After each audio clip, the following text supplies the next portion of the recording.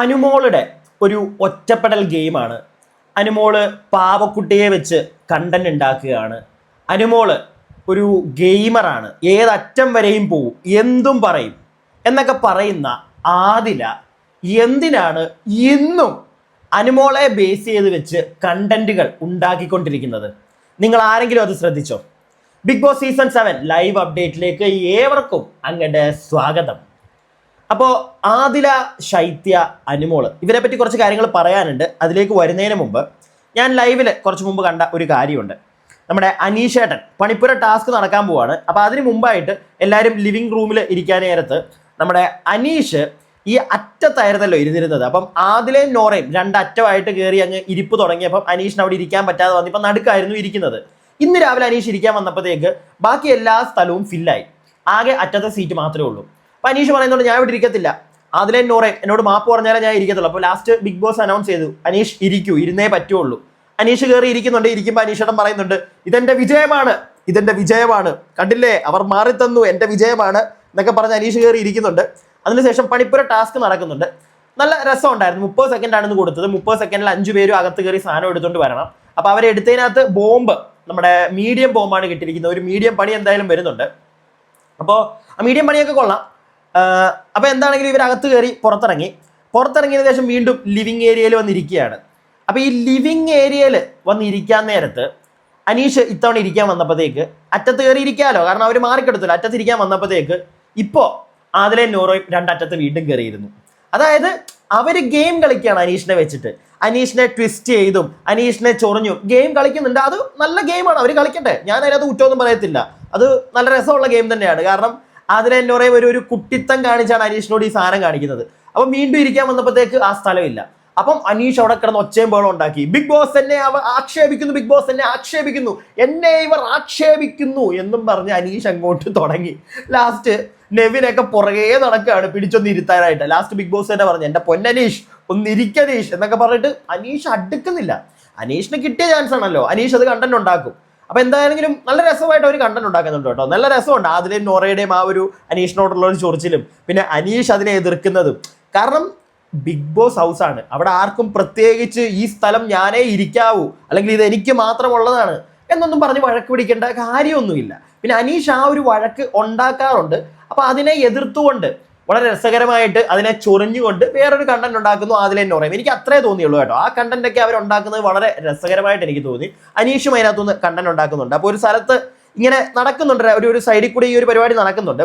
ഇതിൻ്റെ ഇടയ്ക്ക് ഈ ഒരു സമയത്ത് തന്നെയാണ് നമ്മുടെ ഷാനവാസും മസ്താനിയും കൂടെ ഒരു ഉടക്കുണ്ടാവുന്നുണ്ട്. ഈ ഒരു കാര്യത്തിൽ ഞാൻ മസ്താനിയുടെ കൂടെയാണ്. അത് വേറൊന്നും കൊണ്ടല്ല, മസ്താനി നന്നായിട്ട് ചൊറിയുന്നുണ്ട്, ഷാനവാസിനെ ചൊറിയുന്നുണ്ട്. ഷാനവാസിനെ ഈ കഴിഞ്ഞ ദിവസവും ഷാനവാസിനെ അക്ബറിനെയും നമ്മുടെ ബിഗ് ബോസ് കൺഫ്യൂഷൻ റൂമിൽ വിളിച്ചിട്ട് 2 പേർക്കും വാർണിംഗ് കൊടുത്തതാണ്. ഈ വീട്ടിലിരിക്കുന്നവരെ എന്തെങ്കിലും പറഞ്ഞ ഉടനെ ഷാനവാസ് പറയുന്നുണ്ട് ഒരു ഡയലോഗാണ്, നിന്റെ അച്ഛനെ, വീട്ടിലിരിക്കുന്ന അച്ഛനെ പോയി വിളി, വീട്ടിലിരിക്കുന്ന അച്ഛനെ പോയി വിളി എന്നൊരു വാക്ക് ഷാനവാസിന്റെ വായിൽ നിന്ന് വീഴുന്നുണ്ട്. അത് അത്ര നല്ല കാര്യമൊന്നുമല്ല. പല ആളുകളും ഷാനവാസിനെ ആ ഒരു കാര്യത്തിൽ വെള്ള പൂച്ചുന്നത് ഞാൻ കണ്ടു. പക്ഷെ എനിക്ക് വെള്ള പൂശാൻ പറ്റത്തില്ല ആ ഒരു കാര്യത്തിൽ. ഷാനവാസിനെ എനിക്കും ഇഷ്ടമാണ്, നല്ലൊരു ഗെയിമറാണ്, നല്ലൊരു ഗെയിമർ തന്നെയാണ്. നല്ല വ്യക്തമായിട്ട് അറിയാം പുള്ളിക്ക് എവിടെ കളിക്കണമെന്ന്, പുള്ളി അത് കളിക്കുന്നുമുണ്ട്. പക്ഷെ ഈ ഒരു കാര്യം ഇതത്ര നല്ലൊരു കാര്യമല്ല.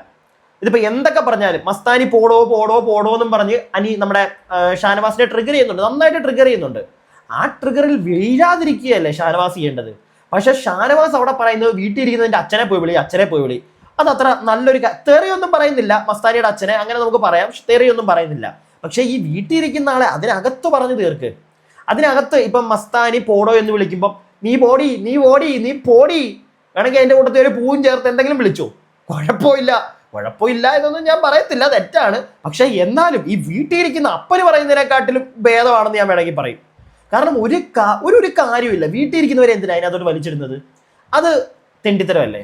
അതിനോട് എനിക്ക് യോജിക്കാൻ പറ്റുന്നില്ല. എന്തൊക്കെയാണെങ്കിലും ഷാനവാസ് അപ്പോൾ ആ ഒരു പരിപാടി ചെയ്യുന്നുണ്ട്. ഇതിനിടയ്ക്കോട്ട് നമ്മുടെ ജിഷിൻ വന്ന് ചാടുന്നുണ്ട്. ഇന്നലെ രാത്രി ഇവർ പ്ലാൻ ചെയ്തിട്ടുണ്ടായിരുന്നത്, അതായത് നമ്മുടെ വൈൽഡ് കാർഡ്സ് ലക്ഷ്മിയുടെ നേതൃത്വത്തിൽ ലക്ഷ്മി, മസ്താനി, അതുപോലെ തന്നെ നമ്മുടെ ആരായിരുന്നു ജിഷിൻ, പിന്നെ നമ്മുടെ മറ്റേ പ്രവീൺ, സാബുമാൻ ഇതിനകത്ത് എങ്ങുമില്ല. സാബുമാൻ ഒരു ഒറ്റയ്ക്കുള്ള ഒരു എന്തോ അവിടെ കാണിക്കുന്നു, വെറുതെ ഒരു കാര്യമില്ലാത്ത ഒരു വൈൽഡ് കാർഡായിട്ട് എനിക്ക് തോന്നുന്നുണ്ട്. തൽക്കാലം മുന്നോട്ട് പോകുമ്പോൾ എങ്ങനെയായിരിക്കും എന്ന് അറിയത്തില്ല, ഇപ്പം അങ്ങനെയാണ് തോന്നുന്നത്. പക്ഷേ ഇവർ ബാക്കി 4 പേരും അവർ ഒരാളെ ചൊറിയുമ്പോൾ ബാക്കി 3 പേരും കൂടെ ഒറ്റക്കെട്ടായിട്ട് നിൽക്കുന്നുണ്ട് കൂട്ടത്തിൽ. മസ്താനിയെ ചൊറിഞ്ഞപ്പോൾ ജിഷിനൊക്കെ ചാടി വീഴുന്നുണ്ട്. ഷാനവാസ് സുഹൃത്താണ്, എന്നിട്ട് പോലും ഷാനവാസിനോട് ഉടക്കുണ്ടാക്കുന്നുണ്ട്. അതിൻ്റെ ഇടയ്ക്ക് അക്ബർ ചാടി വീഴുന്നുണ്ട്. അക്ബർ ചാടി വീഴാനായിട്ടുള്ള ഒരു കാരണം ഈ ജിഷിന് ഒരു ഡയലോഗ് അടിക്കുന്നുണ്ട്. എടാ നിന്നെയൊക്കെ കഴിഞ്ഞ ദിവസം കൺഫെഷൻ റൂമിൽ വിളിച്ച് നല്ല താക്കീത് തന്നെയല്ലേ ബിഗ് ബോസ്, ദേ അക്ബറിനെ കണ്ടുപടി, അക്ബർ ഇപ്പൊ ആരുടെ അപ്പനെ വിളിക്കുന്നില്ലല്ലോ എന്ന് ജിഷിന് ഒരു ഡയലോഗ് അടിച്ചു. അപ്പൊ തന്നെ അക്ബർ ചാടി എണീറ്റിട്ട് എടാ മോനെ ഞാൻ അപ്പനെ വിളിക്കുന്നില്ല എന്നൊന്നും പറയണ്ട നീ, ഞാൻ ഇപ്പൊ വിളിക്കുന്നില്ല, പക്ഷെ വിളിക്കേണ്ട ആവശ്യം വന്നാൽ ഞാൻ വിളിക്കും എന്നൊരു സാധനം അക്ബർ അടിക്കുന്നുണ്ട് കേട്ടോ. അത് കൊള്ളാം, അത് കലകരായിട്ടുണ്ട്. അപ്പൊ എന്താണെങ്കിലും ഇതൊക്കെ അവിടെ നടക്കുന്നുണ്ട്. ഇതിന് ശേഷം നമ്മുടെ ഒരു ടാസ്ക് ബിഗ് ബോസ് കൊടുക്കുകയാണ്.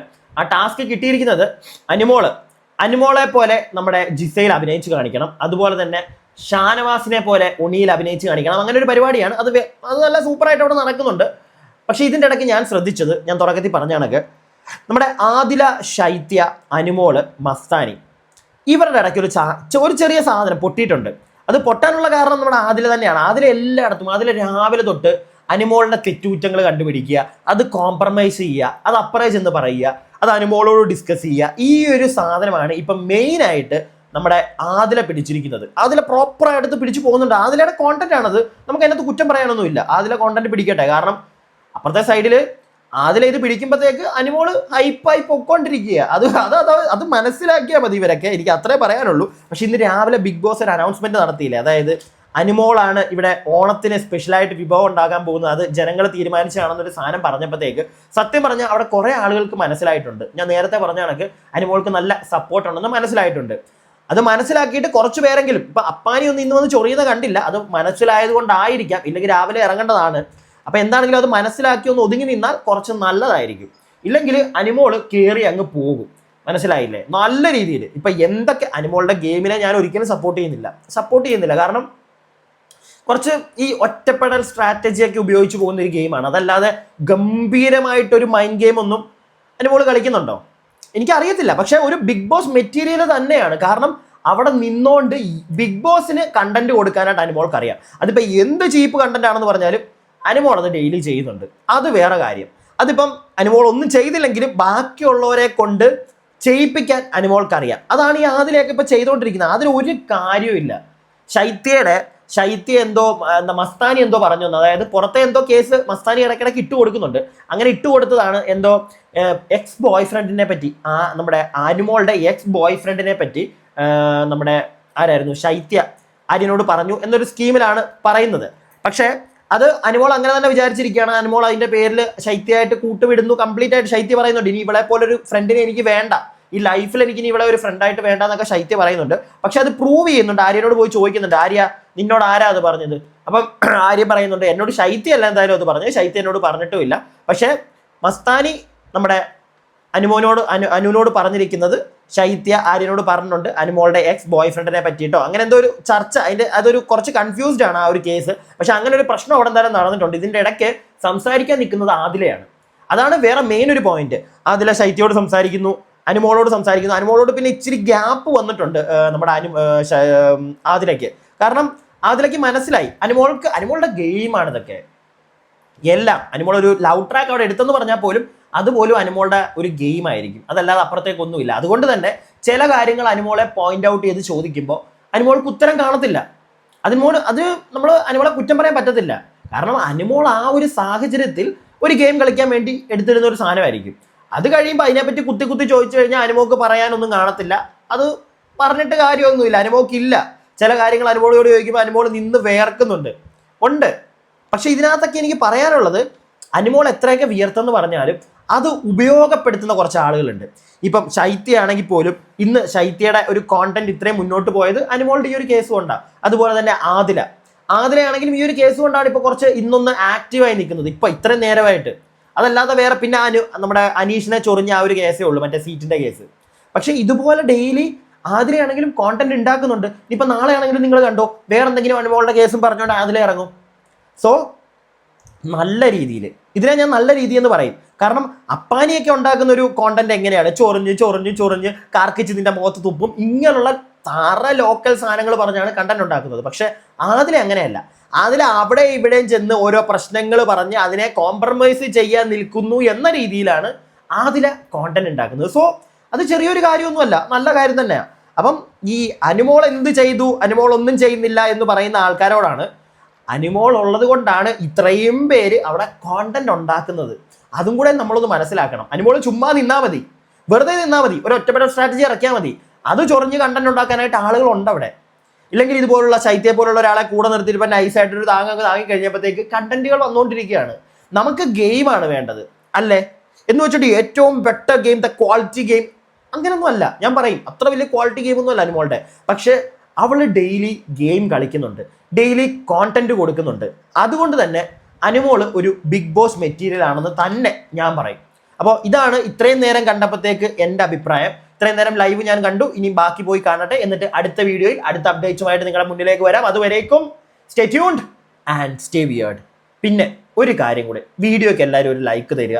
സബ്സ്ക്രൈബ് ചെയ്യാതെ കാണുന്ന ആളുകൾ സബ്സ്ക്രൈബ് ചെയ്യുക. താഴെ കമന്റ് ബോക്സിൻ്റെ അവിടെ ഹൈപ്പ് വീഡിയോ എന്ന് പറയുന്ന ഒരു സാധനമുണ്ട്, അതും കൂടെ ഒന്ന് ക്ലിക്ക് ചെയ്തേക്കുക.